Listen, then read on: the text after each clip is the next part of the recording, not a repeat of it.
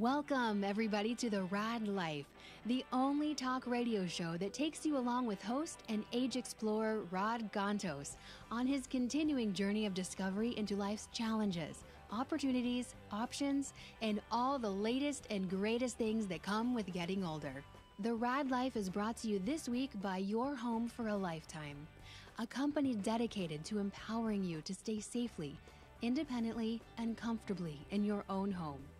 And now here is your host, Rad Gontos. Rad Gontos. Where in the world is Rad Gontos? Hey, this is a new one for us here. We've had Rod show up a little late and be on the phone as he's driving into the studio, but this time somebody whacked you from behind, huh? You know what? I think word's out on me, and there's a hit on you.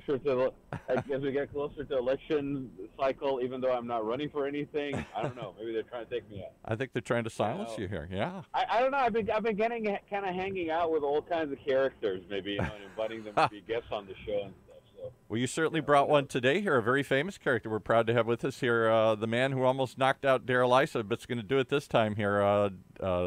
Is it Colonel? You were Colonel Doug? You could call me Doug, but it's Colonel Doug Applegate. Colonel Doug Applegate. Well, welcome to the show here. Good to have you in the studio, Doug. Hey, I wish you were here, Rod. I'm on my way, man. You're not going to get rid of me. I'll be sitting.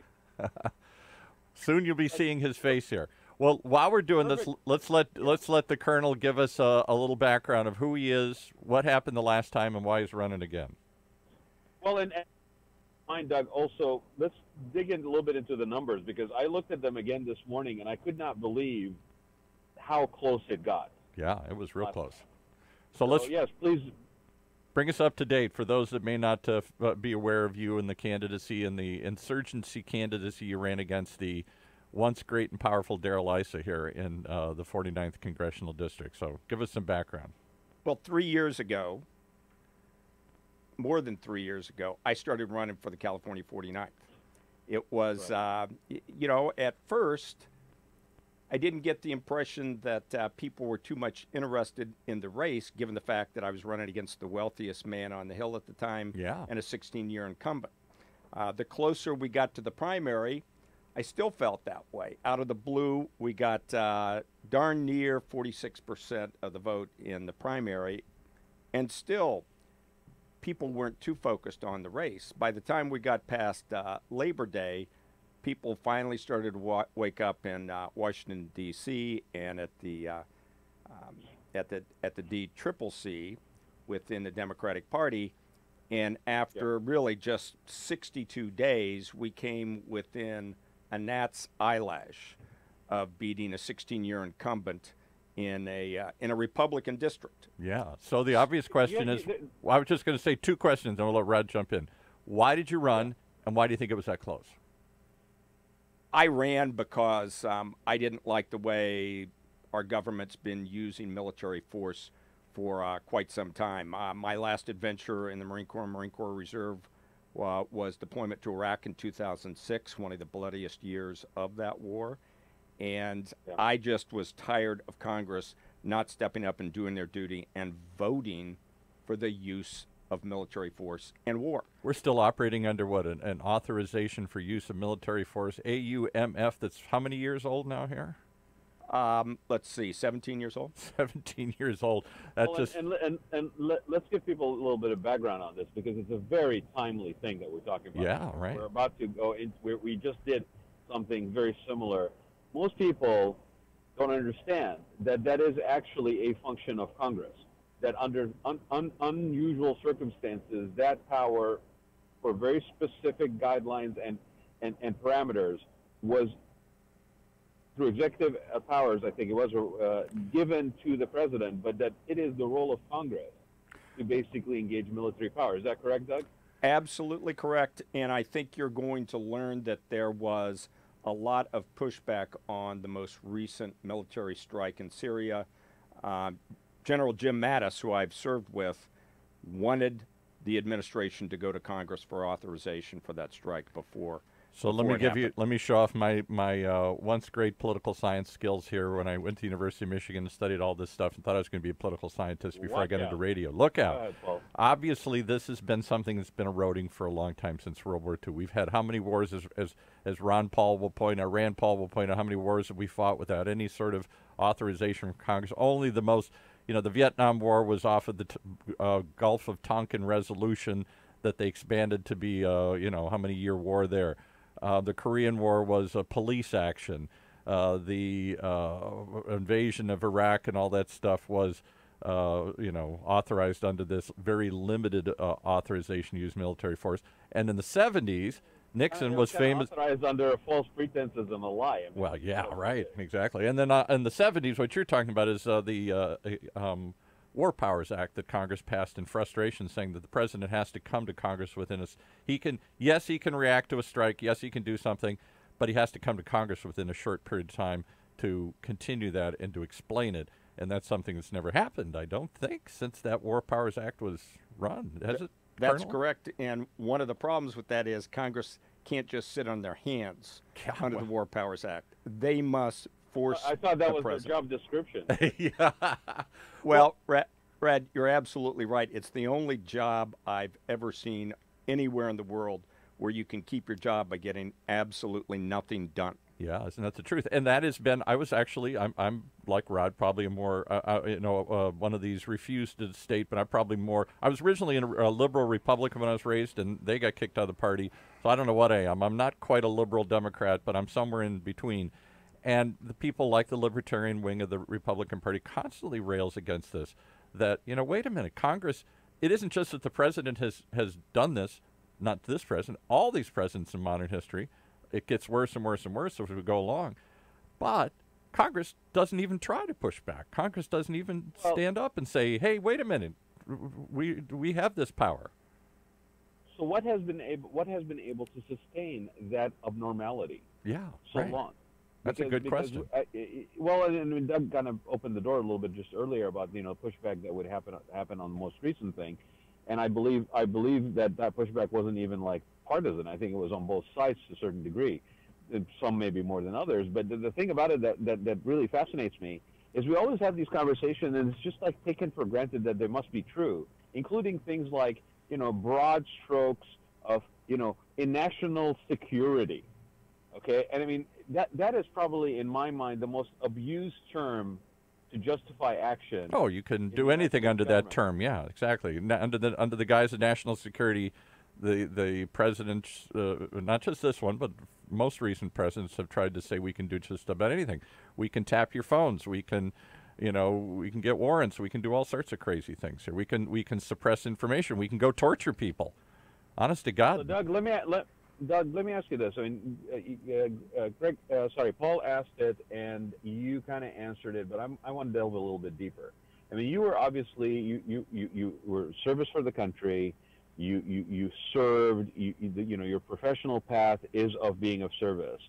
But what actually made you engage in wanting to put your head into the political sphere? Because a lot of people, especially coming off what happened with Iraq and what we know today about that whole mess, a lot of people would say, I'm not going to put my family through this. No. I'm not, I'm going to find other ways to be of service. And you were.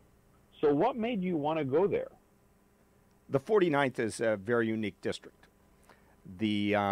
Actually, to cut right to the chase, the largest demographic is not party. It's not even gender. The largest demographic in the 49th are veterans, their partners, spouses, children, grandchildren, extended family. In every poll that we've run over the last 3 years, we always ask an additional question. Do you live with a veteran, active duty, or are you a veteran or active duty? It's always been somewhere around 62 to 64%. Wow. And that's because the district, for those that don't know, starts down in San Diego, North San Diego County, runs through basically Pendleton and Oceanside and all that, and now includes South Orange County as they redrew it a few years ago, right? It goes up to Ladera Ranch, San Juan Capistrano, Dana Point, San Clemente, and then all the way down through UCSD and 1 Street in La Jolla with a great view. Okay. All right. So that is a big district for anybody who's familiar with that. You know, it's not as big as some Texas districts that are gerrymandered, so you could actually go from East Texas to West Texas. yeah. But it takes an hour to drive from the south end to the north end, and that's with no traffic. And the district really, since it took on South Orange County, has really changed dramatically, I would say, because the typical North San Diego kind of, it's still a Republican district, I would think overwhelmingly, maybe not even overwhelmingly anymore, but our needs in South Orange County are different. That's where I live, as opposed to North San Diego. Isn't there a real difference in the two counties now here? Well, not as far as veterans. Yeah.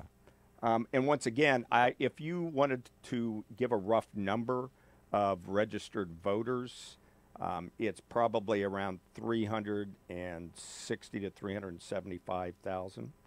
And it's a very engaged district too, right? Because I mean that's about the count that you guys had last election cycle with you and Daryl Issa. I mean it was like 300. I want to say 350,000 or 365 or something like that, wasn't it? It was. We had an 80% turnout, Wow. and Wow. it was roughly 312,000 votes. All right. So whatever you did, you scared the heck out of Daryl Issa, and he shocked the world when the richest man in Congress, who'd been there for 16 years, who was the chairman of the House and House and Waste Committee? I forgot which one House Oversight. House Oversight, Yeah. and then he timed out and he went to the Judicial Committee and was the I believe the ranking member over there. Yeah. But he didn't surprise us and my staff because we knew around early last spring in 2017 that Daryl was not going to run again, and I actually announced it that he definitely wasn't going to run on October 17th of 2017 because he had been getting bad news in the polls. He was trailing us from immediately after the 2016 count ended, the last and closest one in the country, because polling wise, Daryl was never ahead again. Wow. And he had some other things that are a bit more salacious that didn't really come to pass because a certain dissolution was settled in Dayton, Ohio, but we needn't get into that. Okay, well, I'll leave that mystery unopened here. And before we move on, though, Paul, you brought something up, and I'd like to see if Doug would weigh in on this. The assumption, and we all know what happens when you make assumptions, right? Right. The assumption is that area of Orange County is dyed-in-the-wool Republican. Yeah, right. It's where you and I both live. Right. Right, but I would like to see, because my impression on it, and it's not something that is new, my impression on this has been something just tracking things for the last few years, is that we're looking at something more realistically of an even split, 30-30-30, of that voter base, where it's growingly independent or non-party affiliated, and is shrinking on the GOP side, and possibly you could say at the best maybe like a slight gain or maybe sort of a stagnant number count on the Democratic side. So I'm just curious because I don't know that any candidate, regardless which party they are running under, which we all understand has to be a major party that you're running under, but I don't know that any candidate can ignore that reality if, in fact, that is true, Doug. So what do you think? What is the composition these days? You're talking about independent voters, the growth of the independent voters. I'm just saying the assumption is, that Orange County is a Republican county. Well, it went to Hillary last time. Yeah. South Orange County First is time since FDR was president back in the 40s. Yeah, exactly.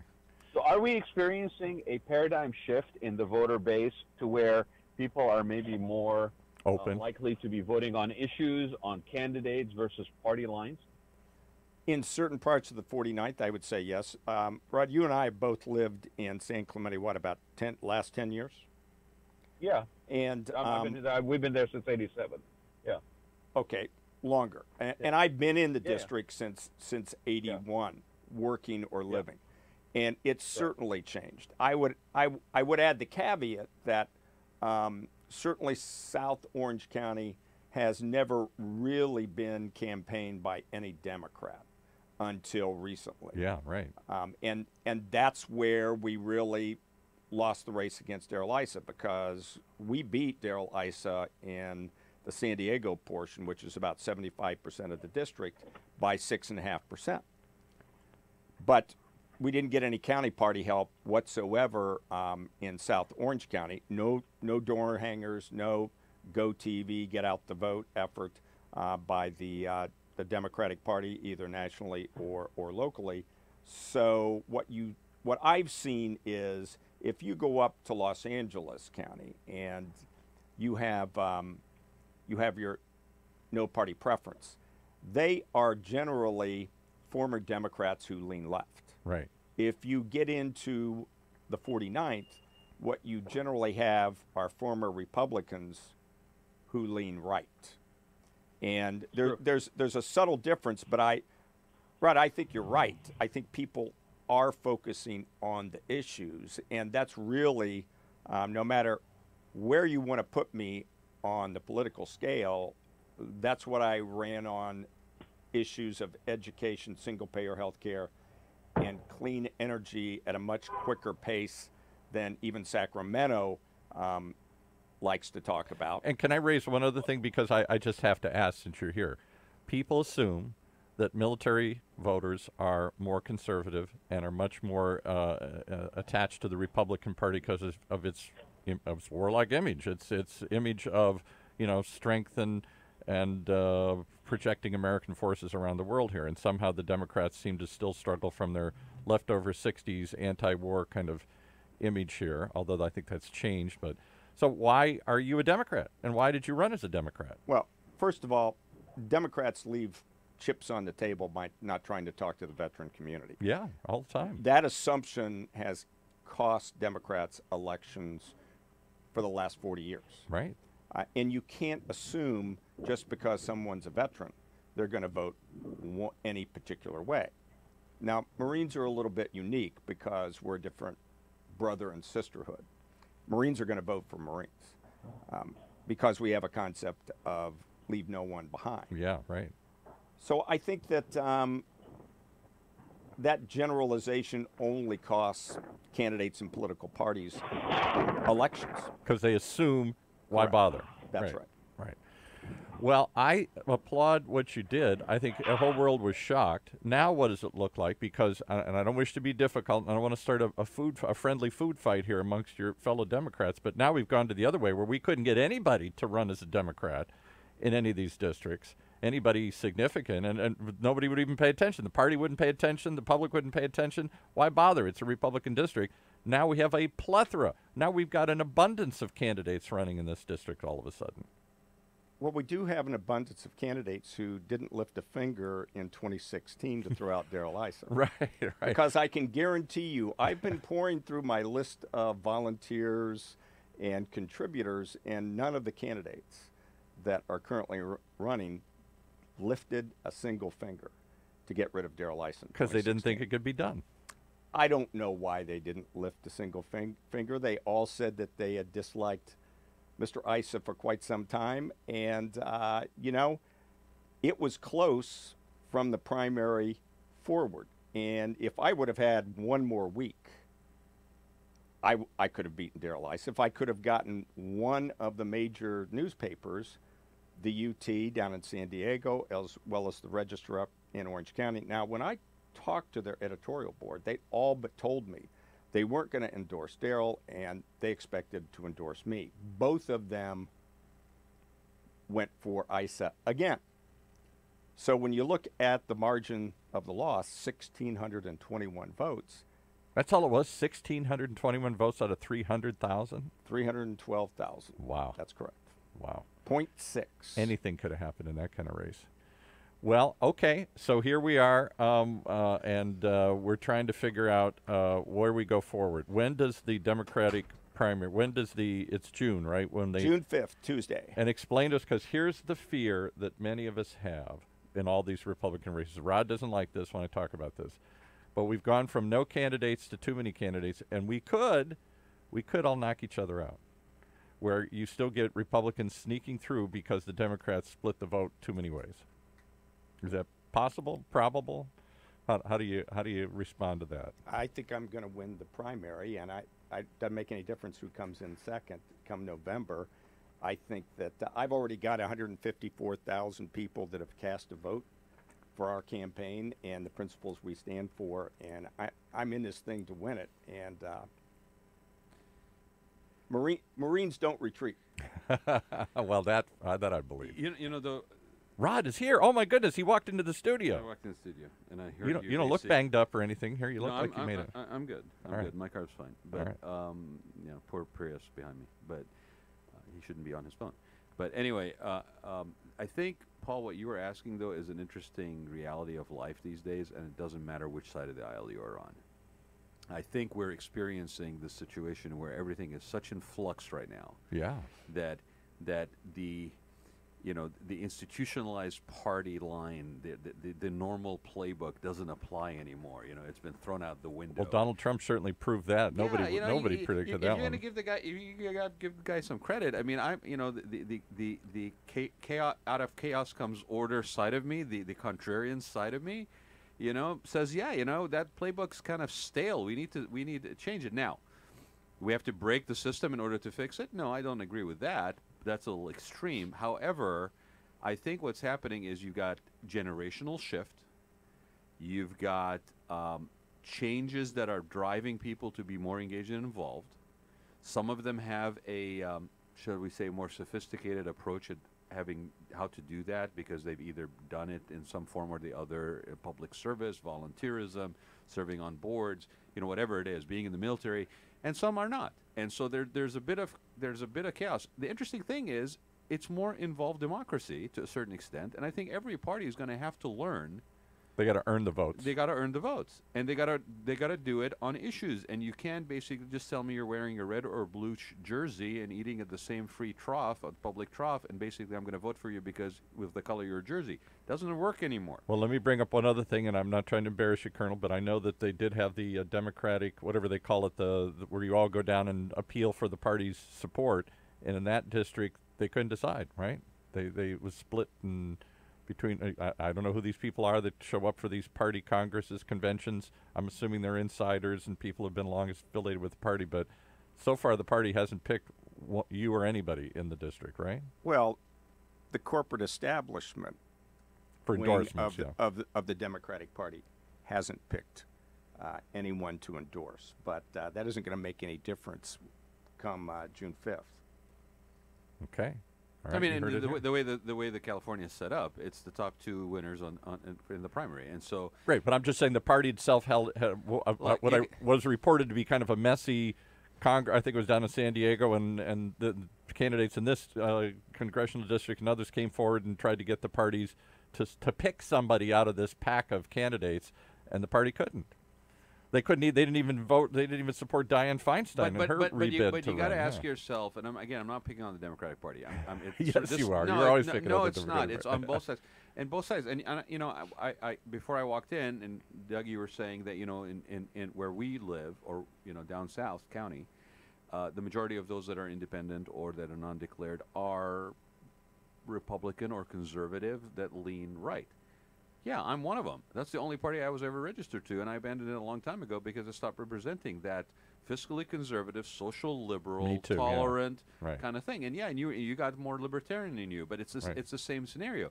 And so I think these parties probably are not able to decide because they're still trying to fit a square peg in a round hole. The game has changed, and I'm still trying to fit my old playbook into the new arena, and it doesn't work anymore. You're not able to pick because you got to engage people now on issues. You got everything. We say this on the station all the time. All news is local, right, Paul? Right.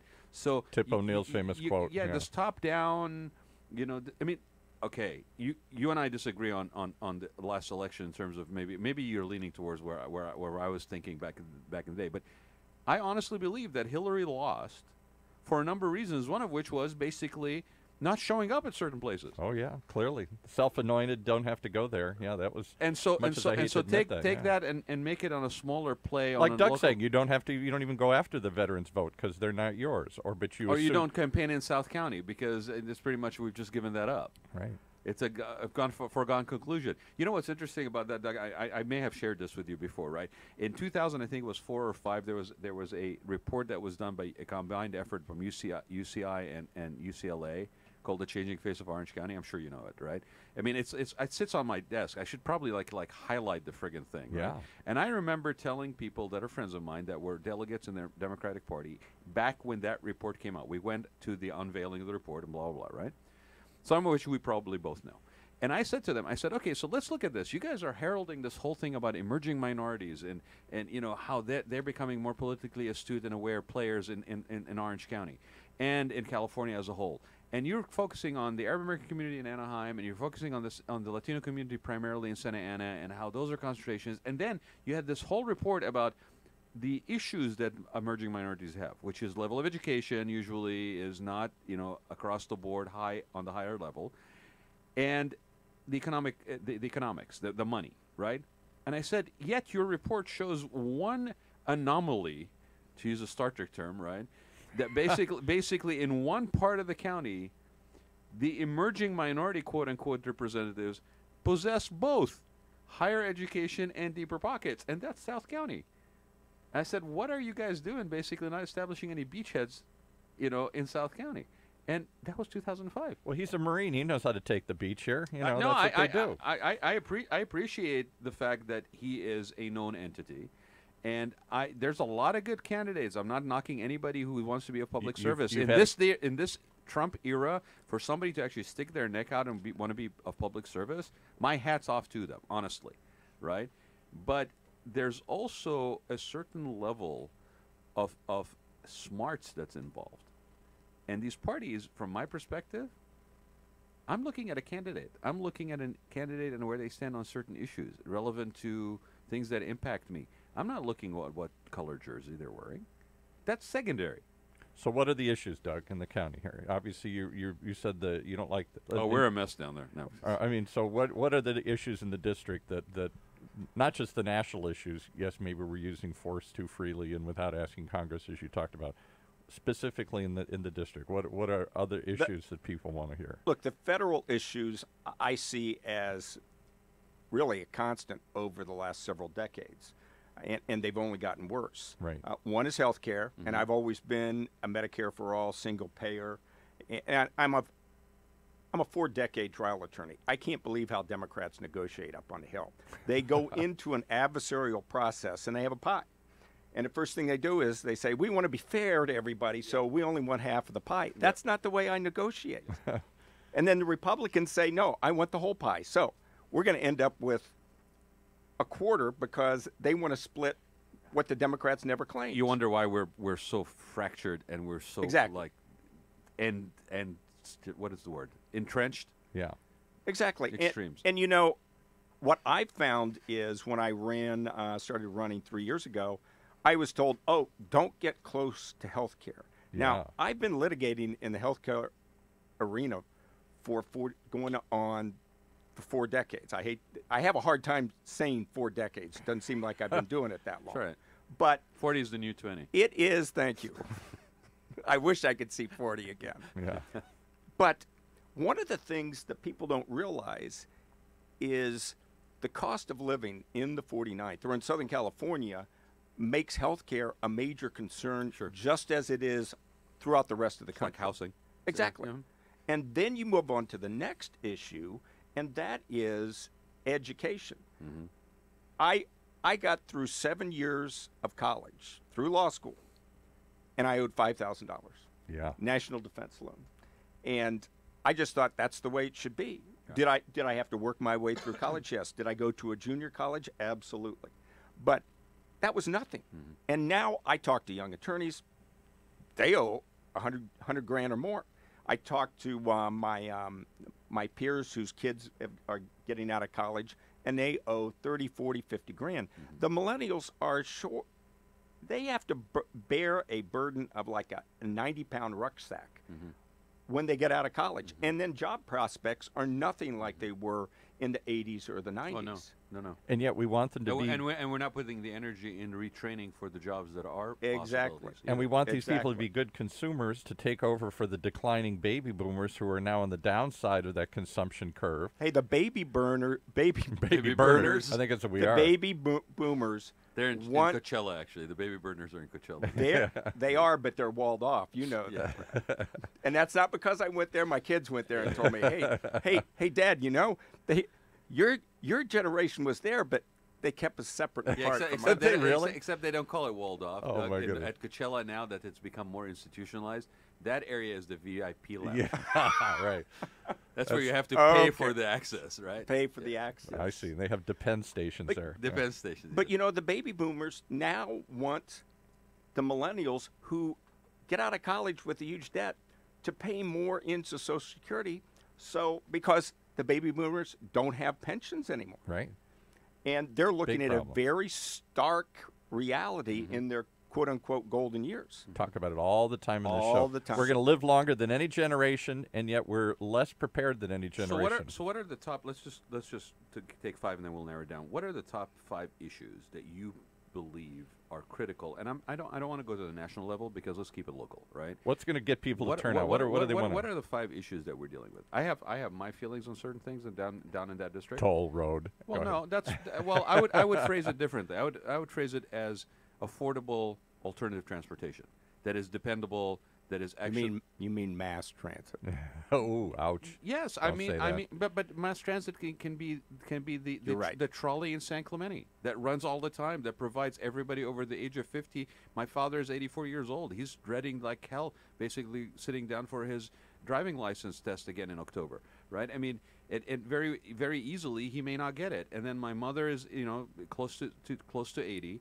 And they live up on Salvador at the top of the hill. How the heck do they get around independently, right? I mean, I'm not talking about mass transit like let's put buses everywhere, right? You're the transportation. Sorry, so that's your assumption. I want to hear Doug's assumption. Okay. Doug's in well, the no, district. but you're the one who brought up toll road. I know, but I want to hear Doug's assumption. What's he seeing in the district? What's motivating people? Yeah, I know for you it's the toll road in San Clemente, but is that It's not. district-wide? What I was saying to you is you threw in the toll road. Wow. In the district, we have a demographic age bracket. We have people that are raised in those towns, that were born in those towns, that cannot afford to live in those towns. We have a lack, in my mind, of sort of entrepreneurial engagement and incubation of stuff to help these people to possibly be able to afford. Real estate prices aren't going to go down. There's hope only not. so much coastal California. People are all going to want to get in. Boomers aren't, and neither should they, leave their homes before they want to. And if they're healthier longer, can stay in those houses that are paid off and use them for a reverse mortgage later on, have at it. So you're telling But me there are issues that we are dealing with in this district. you're telling me your priority list. I want to hear his. Yeah. Okay, look. San Onofre is on the top of the list. And people are finally starting to realize it's not a good idea to put almost 4 million tons of fuel rods, spent fuel rods, in the ground. In metal containers And near the ocean. And they're already having, and shorthand-wise, they're all already having problems with the containers. Right, already, yeah. It's Okay? true. And I like to say, I've been running in this race for 3 years, and even conservatives, I like to call it, they have the surfer's exception. Yeah, right. I'm a conservative, but I'm a surfer, so I want to do something Yeah, about the San Dana Onofre. the Dana Rohrabacher Republicans. Exactly. Yeah, right. So what do you think should happen with that? Well, you got to find a better place. There is no perfect place, but it's got to get out of the middle of 12 million Southern Californians. Because if you draw a Fukushima exclusion zone around it, that would take out trillions of real estate. Yeah. Well, Think about that. It affects everything up to Long Beach. I looked Yeah. at the circle one time and it was like, That's right. Yeah, and going back to the toll road situation, like selling the toll road as an escape route. I'm like, where are you going exactly? Paso Robles, because you won't be clearing Long Beach on any form of transportation. Yeah, That's right. And getting back to what Rod was talking about, Right. it's affordable housing, because you're absolutely right. I've been talking about people whose kids are not going to be able to stay in the towns where they grew up. My kids, yeah. They can't even do that now when they inherit from their parents because they can't sustain that property. They can't sustain that property. I've seen that happen, and it's gentrification.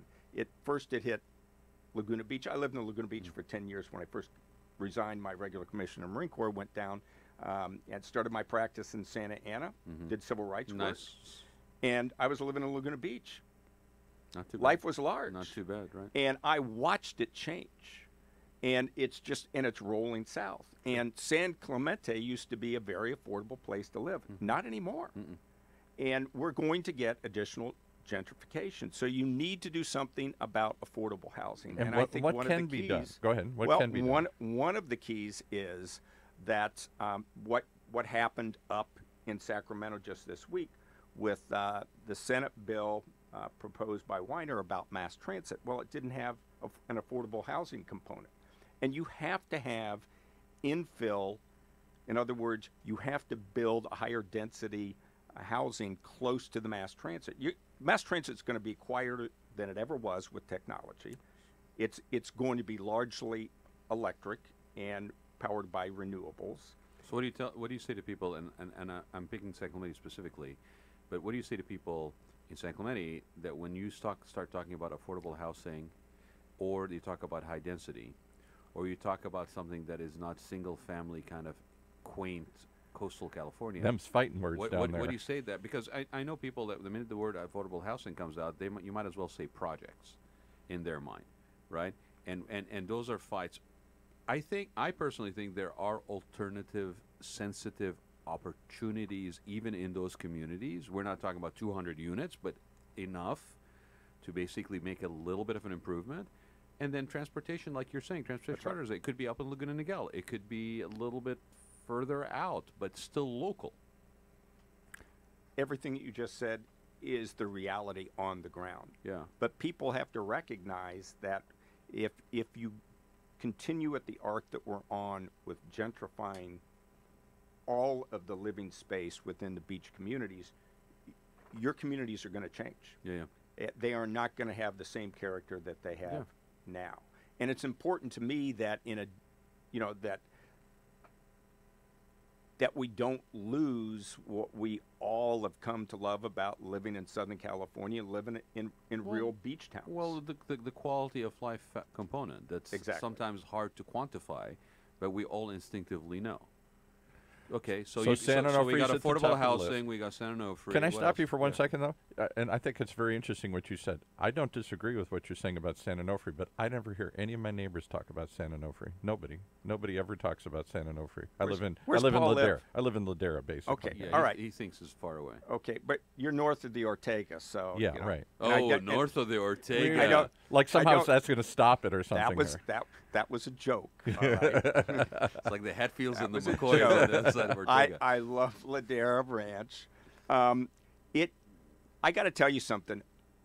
The last time I was running, I was talking to people down in San Diego, and when I used to just say songs because, you know, in San Clemente, we know the difference between the tsunami sirens and the song sirens. Yeah, okay? right. And so everybody talks about songs, and it seems like you go have a beer in San Clemente, that at least one guy on one of your sides either worked or is still working at songs. Yeah. Right. I go down to San Diego. There's only two nuclear power plants in California, and that was one of them or something. I think there was one other one up in San Luis or something. Well, there's El Diablo, and there's another reactor. It's just escaping me right now. But not many in California. Not many, but hey, wherever they put them in California, they're too close to the ocean and they're too close to a fault line. Because they got to cool them. They're need water. consistent. They need water to cool them, so they put them on the ocean. Look, we're going to have this. We're going to have it not to the same extent, but we're going to have the same dialogue on desalination plants, right?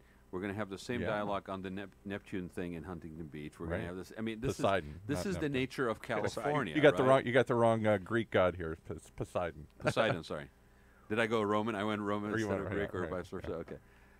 So what else? What else, Doug? I mean, affordable housing. Affordable housing for sure, and I think that's a big problem that is statewide. It may even be nationwide. I think it's huge, and again, it's one of those. I see everybody sticking their head in the sand and saying, "We'll talk about that some other day." Well, the other thing, you have to go back, even though it's also a national issue. You have to go back to education, because I've been thinking about this for a long time. Not only the unfairness to the millennials, but what is coming with artificial intelligence, robotics, and automation is this. We have to recognize that there is no point in which any population of the future is going to be able to stop being retrained and educated further. Amen. Otherwise, you're dead. You know what's really crazy about this? I was born and raised overseas, and I had an opportunity to be in different countries. Okay, the fascinating thing about that particular thing, human nature anywhere has a resistance for change. I mean, that's just an assumption. Huge. Nobody wants to go out of their comfort zone and do anything. But there are places that actually encourage and embed a philosophy of embracing growth, personal growth, skill growth, reaching for newer things constantly. And you see it in certain countries where it transitions all the way to aging and elderly populations. You just defined Southern California for most people. Well, that's Constantly exactly changing, right. And we are in a state that the rest of the country looks at as a bunch of fruits, nuts Yeah. and fruits, because we basically are innovative. We reach out. We rethink. Some kid We're always basically changing. decides, I can't put my skateboard in my locker, so I'm going to make one that's half the size. I mean, all of this stuff that's very innovative. And yet there's nothing that is conscious, I think, at a leadership position that encourages that. No. And to your point, the future is not going to be friendly for that kind of entrenched, non-changing mindset. Can I Let just- me Go let me ahead. talk about something that is a ray of hope. Okay. And that's why I brought We this like up. that. What's the ray of hope? This is it. In the 49th, Okay. it's either, and I apologize to both of these fine educational institutions, but it's either Miracos or Palomar, Okay. offers a 4-year degree in biotech manufacturing, BM. Wow. And it's at the cost. It's a 4-year degree, and Yeah. it's at the cost of 1 year at a UC school. Wow. And you can get out of that program and go straight to work for the biotech companies that are in the southern part of the 49th, Biotech Beach, Right. 50% of the Right, biotechs. right. And the real hope for true, efficient health care, single payer and Yeah. Medicare for all, $80K a year Wow. Wow. starting. And Now those people are bench workers in labs. But even those people that could have a great start without the huge debt, they're going to have to accept that they're going to have to retrain, reschool, and government and business needs to combine to create that path of education. You're absolutely right.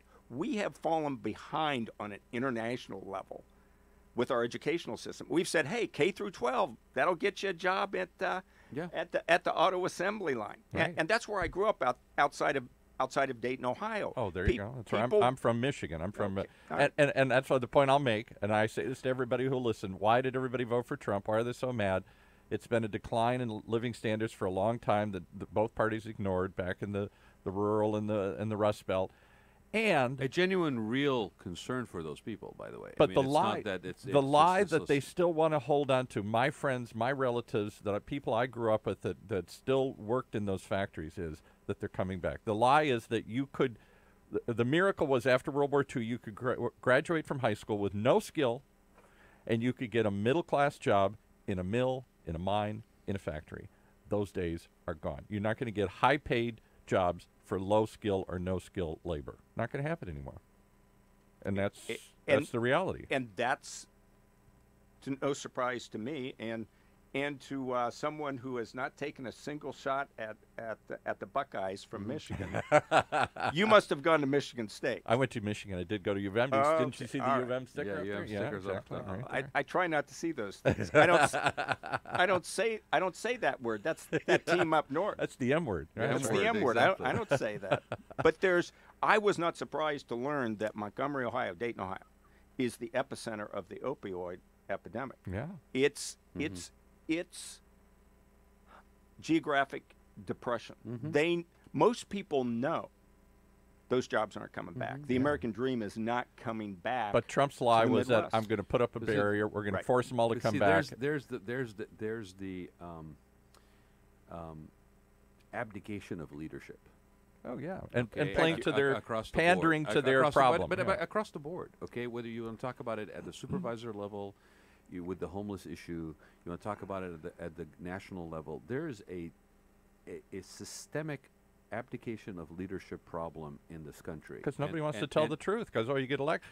Hillary I'd famously. rather you continue to live the denial Yes. that you are somehow, as a United States citizen, entitled to a job that requires you to not retrain and grow your skills as the industry and the world around you changes, because somehow that is entitled to you by birth, and I, as a leader or somebody who's asking me for your vote, is not going to cross that line and tell you the reality is different. Or move. Okay? Or But- maybe but- you have but you're to not doing move. anybody a favor, and you're definitely not leading. I mean, these people, if anybody, in one breath, the companies were bringing back, were reinvesting in America right after the election, right? And in the second breath, when you looked at the detail, the reinvestment in America was basically automation and robotics. Exactly. Which made for less people working. And it's been headed that way for decades. Absolutely, right. absolutely. That's the nature of But you nature win. of progress. But you win votes when you go back to those areas, as Doug and I both know, and you say, "I'm going to bring it back to the way it was." You don't have to change. Are we going to see that We have- again, or was it just the nature of this particular Oh, election no, cycle? that's and the systemic. age and the demographic. We're dealing with people of a certain generation. That's systemic trying back to there hold for a while. on to.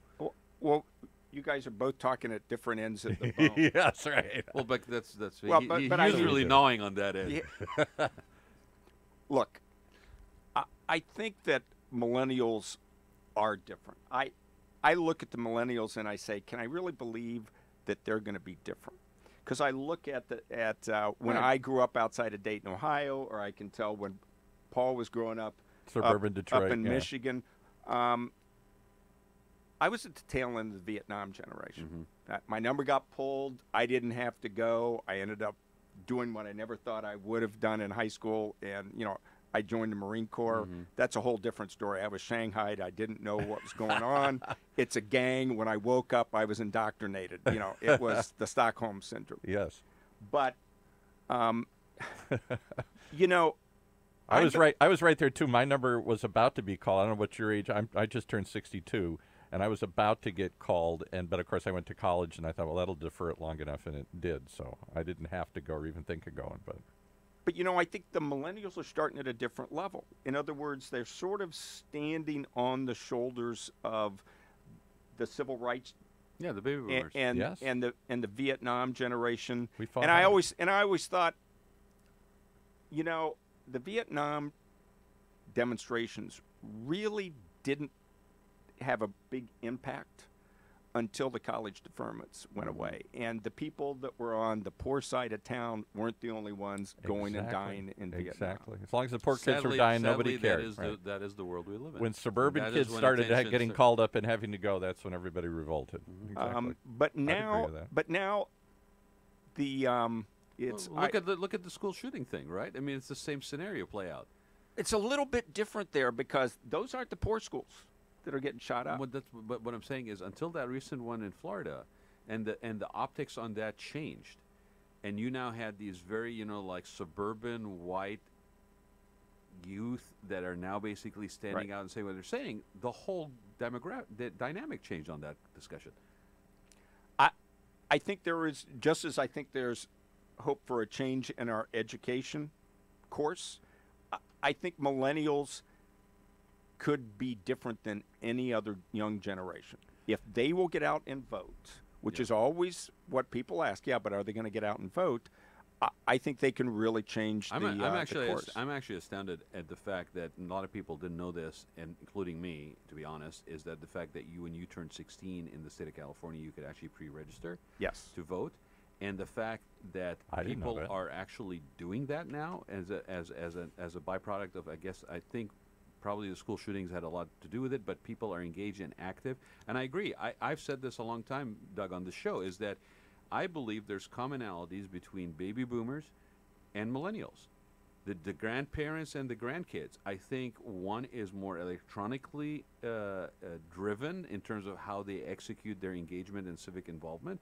The other one was more in person, and they all have. But I see parallels. I really do. And when I started seeing kids basically pre-register ages 16, I mean, that must throw the fear of God into the establishment of political parties on both sides. It should. You know what throws the fear of God into me is that we've run out of time. We haven't even touched the surface. We got to get Doug to come back another time here. You know 'cause what? We've run out of time. Any time, and I do want to just give you an opportunity. Where can people find out more about you? How can they get involved? Well, it's applegateforcongress.com. No spaces, FOR, no number 4. It's been that way for 3 years, and that's the best way to get in touch with us. And Absolutely. how can people get involved?